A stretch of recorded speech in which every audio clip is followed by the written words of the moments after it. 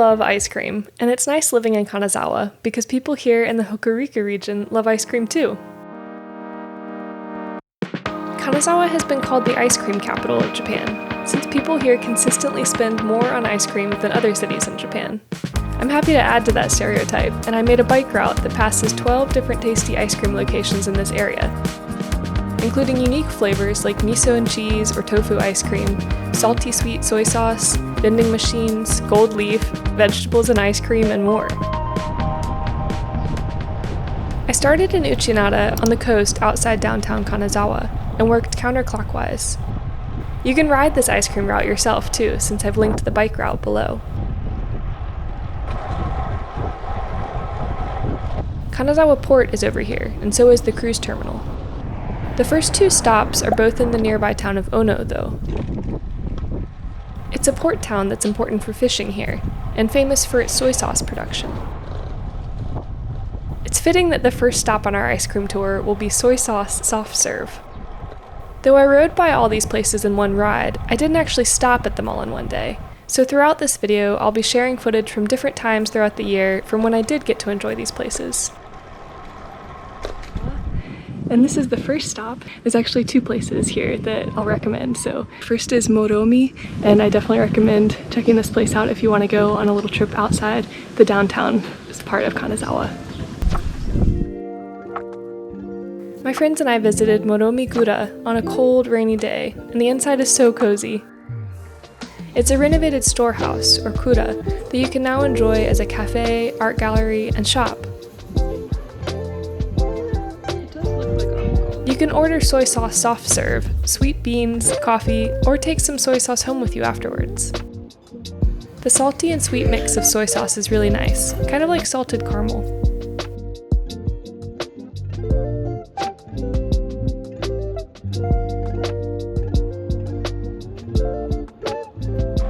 Just across the bridge in the same town is another soy sauce factory, as well as a museum.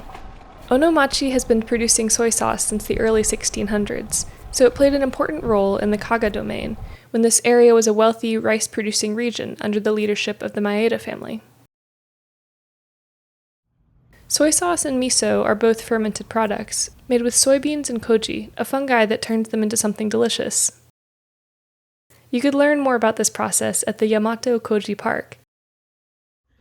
And in addition to soy sauce ice cream, they also have sweet brown rice soft serve. This is called genmai, and tastes a little more nutty and roasted than typical rice, since it's made from unpolished brown rice with the husks removed, but the bran and the germ intact.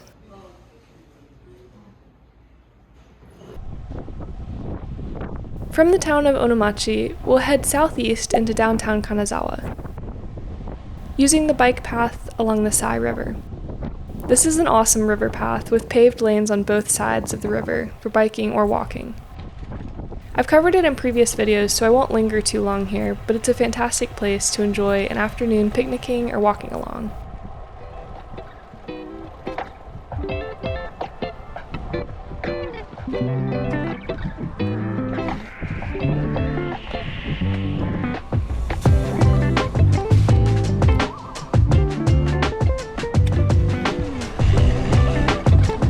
The next stop is in Nishi Chaya, or the West Tea District, one of Kanazawa's 3 historic areas with a mix of shops, cafes, and chaya, or tea houses.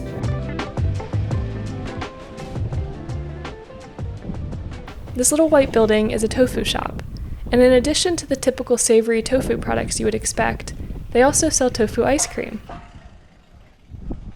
So this is our second stop. You can get tofu ice cream at this shop.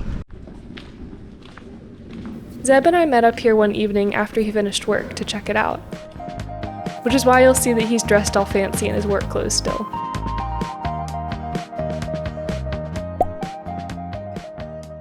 Wow, look who it is. I was like walking down the street when you were riding by, so I was like, there she goes. Yeah, I'm easy to spot. I was like,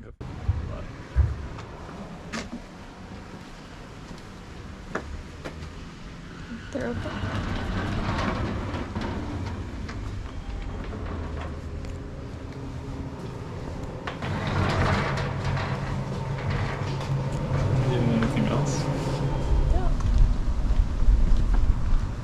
says tofu on the top. Interesting.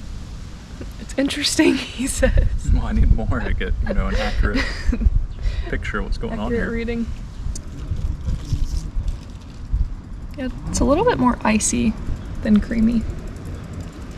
It's good though. Kind of tastes like soy milk, which I guess makes sense because tofu is soy. The tofu ice cream was nice, though not extremely flavorful. Since tofu is made of soy, it's not surprising that the flavor was kind of like a vanilla soy milk. Still, I rarely see tofu ice cream, so the novelty of trying it was definitely worth it, and the atmosphere of Nishi Chaya is the perfect place to enjoy some ice cream and a relaxing stroll. This next stop is a bit outside of downtown Kanazawa, farther west of the Sai River, past Nishi Chaya. It's also not technically ice cream, but since it's a very popular frozen treat, I thought it should be included. Murakami Café has some delicious kakigori, or shaved ice. While ice cream didn't come to Japan until the Meiji Restoration in the mid to late 1800s, kakigori dates back to the Heian period, which is 794 to 1185.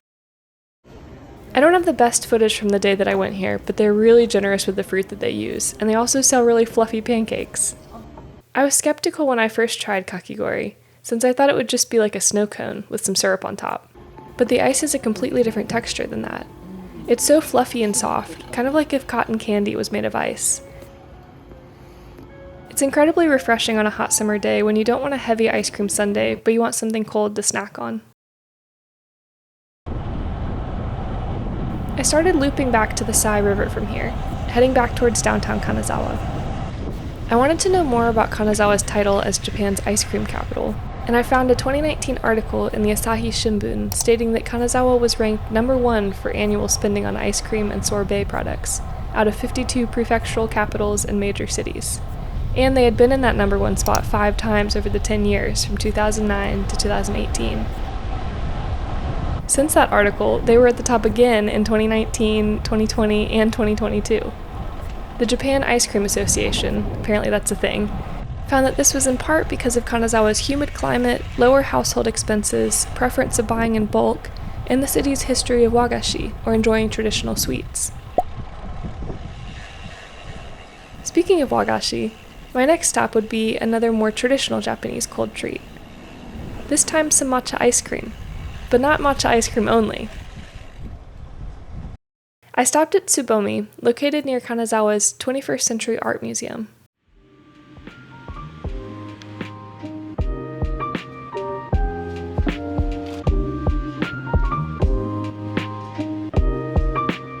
There's a beautiful kutanayaki pottery handle on the sliding door, which is the style of pottery this region is known for.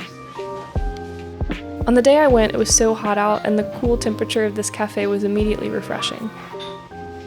They had both Japanese and English menus, and I ordered the shiratama cream on mitsu. Not only did it come with ice cream, but an assortment of other wagashi, or traditional Japanese sweets, typically served with green tea.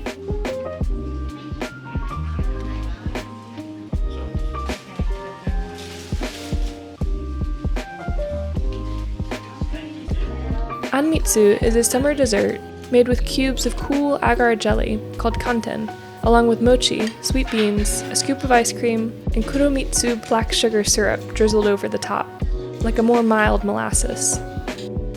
Shiratama are the small white balls of mochi, or sticky rice dumplings. Tsubuan is what you call the smashed sweet beans, which is what I got. The whole dessert had a mellow sweetness typical of wagashi treats, without being too overpowering or saccharine.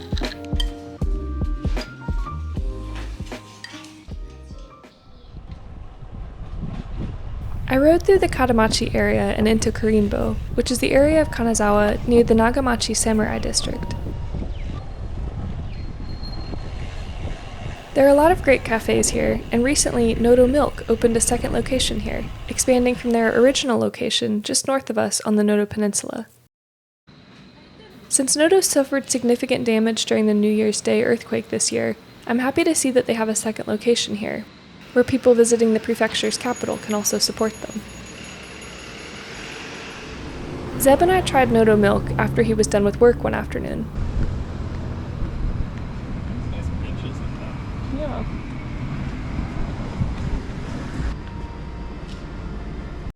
There were so many flavors to choose from. Jasmine milk tea and cocoa were tempting, but Zeb ended up going with blueberry and Suzu salt flavors, since the Noto Peninsula is famous for their salt. I tried black sesame and Nakajima vegetable, since I had never seen vegetable ice cream before. All 4 flavors were delicious. Black sesame is a little like peanut butter to me, and the vegetable flavor was kind of like green tea, subtly earthy and sweet. This is really good. Zeb let me try his too, and the blueberry went so well with the salt flavor, which was both sweet and a little salty. We also bought a big glass bottle of milk to take home, and wow, I need to buy another bottle soon because it was so creamy.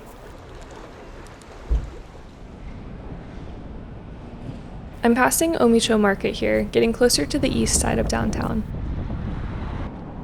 Next to this small Shinto shrine is Gelateria Miketto, with so many flavor options in both cups and cones.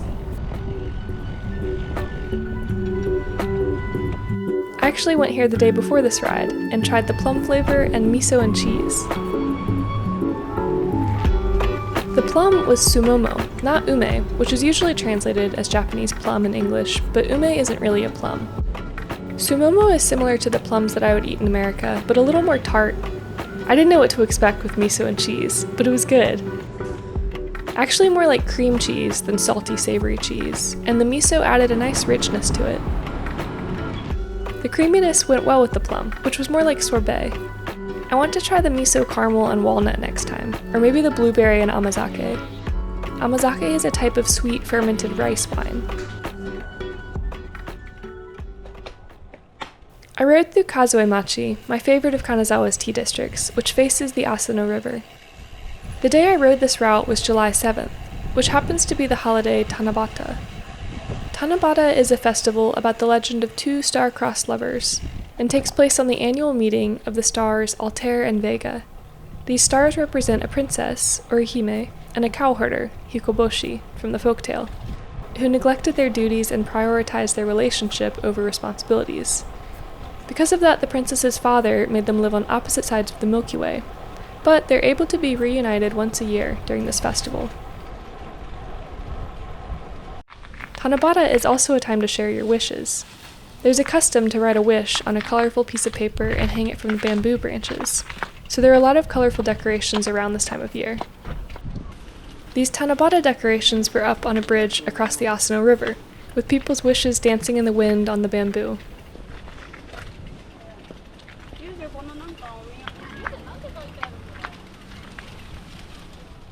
Here I was riding into the 3rd and largest tea district, Higashi Chaya, or the East Tea District.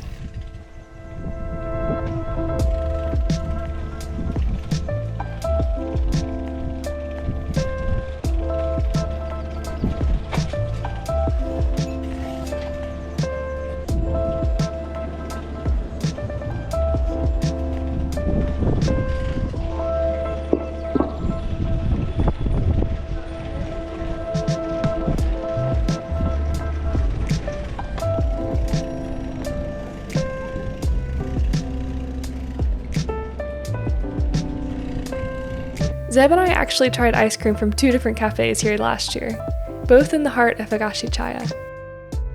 The first one was a vanilla cone with gold leaf, since Kanazawa is the largest producer of gold leaf in the country. We tried this at Hakuichi Higashiyama. They were also running a campaign with limited edition gold Pokemon coasters at the same time, which Zeb was pretty excited about.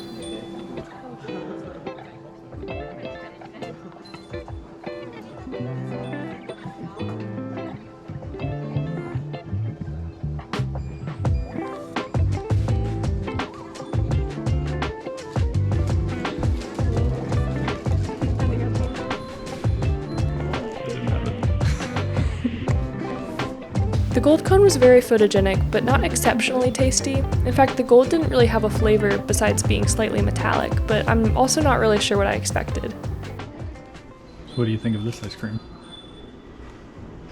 I like this one better than the tofu. But the gold doesn't taste like much, and it doesn't taste good when you taste it alone. Just across the street at Chayu, we got to try a few more flavors. Oh look. I tried the bamboo charcoal cocoa and the pistachio sea salt. They were tasty, especially the cocoa. How's it? It's good. I might try twig tea flavor next time, a specialty of Kaga. The ice cream in Higashi Chaya is a little bit more expensive than elsewhere in the city though, so I don't really go often, but you're kind of paying for the luxury of being able to eat in such a historic part of the city, so I think it's worth trying. On the way to my next spot, I actually stopped for a mid-ride bonus ice cream snack. Well, a popsicle break. And I got something cold at a convenience store. The freezer section of the convenience store is like an oasis in the summer. It's so nice that these drinks are available in the freezer for hot days. I also noticed these chip flavors, the American barbecue and Texas barbecue sauce, seemed like they would be the same flavor, but I didn't taste them, so now I'll always be wondering. Anyway, I got this Yuzu popsicle and a frozen sports drink to put in my back pocket. The next spot is on the right here, Fushigi na Kakigori, which means like miraculous or wondrous shaved ice. I ate here on a super rainy day, so I don't have any additional video of the outside, but they had so much to choose from on the menu. I got the Yuzu Kakigori, which came topped with a generous amount of yogurt, honey, crystallized yuzu, and mint leaf. This is the half size, so it comes in an even larger option. Something I love about Kakigori is how ridiculous the serving size looks. It's like when you're a kid and you just want to get a giant bowl of ice cream as big as your head, but with shaved ice you actually can. This Kakigori spot had more yogurt and less fruit than the other one I stopped at, but there were little surprise cookie bites inside, and I enjoyed the creaminess that the yogurt added. From here we're looping around to Uchinada again, and heading farther northeast of downtown Kanazawa. The area outside the city, especially in the Kahoku area, and the neighboring town of Tsubada, has a lot of agriculture, with scenic rice fields and lotus fields.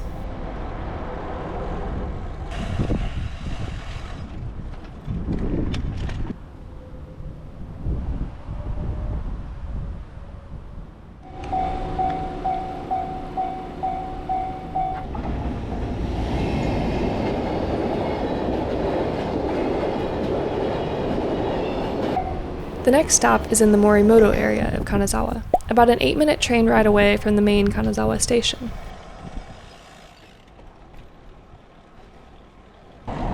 We're going to Gokayama Noen Shokudo, or Gokayama Farm Diner. Shokudo is the word for a casual restaurant or cafeteria. This place was packed on the day that I rode by, with the parking lot totally full for lunch.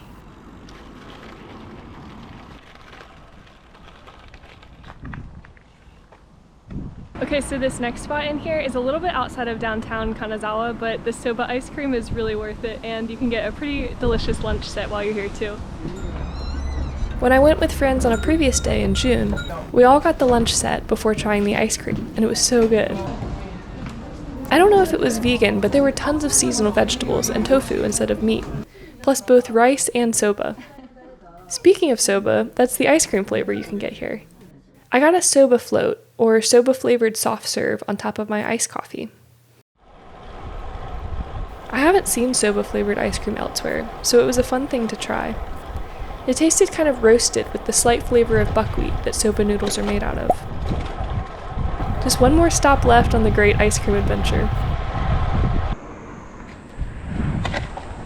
I love this road that heads into Tsubada. The houses along it are so nice.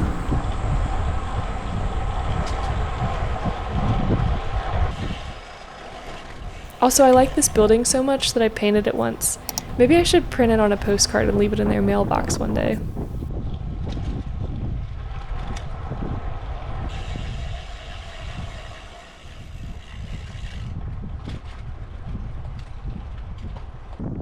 We're turning across the Kahoku Lagoon here and riding into Uchinada.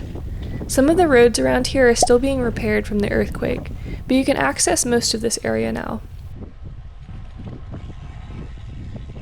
Remember how I said that there was more agricultural land out here? This whole section between Tsubada and the sand dunes of Uchinada is made up of fields. Not just rice and lotus and watermelon though, there are also cows that live out here. 47% of all the milk produced in Ishikawa Prefecture comes from here in Uchinada, so that's why sometimes you'll see these Milk Kingdom badges. All these cows and milk mean fresh ice cream options. This is Yume Milk at Hori Farm. Yume means dream. Even though the stand closes at 5 p.m., you can use their custom vending machine freezer at any time.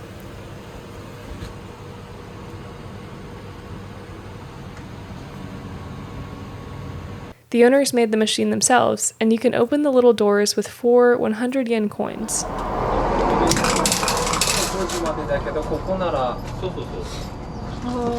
Of course, I immediately dropped it. But luckily the ice cream is packaged very securely. I sat on a very cute cow bench to eat it, and there was a park area for kids, some other benches and picnic tables around, and even some farm animals that you could pet. Overall, I really like this ice cream. It's really not super sweet, which is kind of interesting. I like it a lot. You do have to bring 100 yen coins. It only takes 100 yen coins, so you're out of luck if you have anything else because it doesn't give you any change. So if you have exactly 4 100 yen coins, you can get a little ice cream.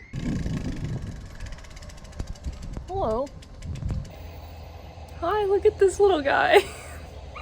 Hi, are you friendly? Can I pet you? Hi, look at him. He's so little. And then, look at her. Thank you for the milk. Your ice cream was very tasty. Yeah, and you're very special too, even though you can't make any ice cream. So that's 12 ice cream and frozen treat spots to visit when you're in Kanazawa. I hope it gives you some ideas for both bike riding and ice cream eating. I don't know if it's possible to visit all 12 spots in a single day on a single ride, but I guess if you do that, let me know because that would be wild. All the places and my bike route are linked below. Thanks for joining me, and I hope to see you in the next video.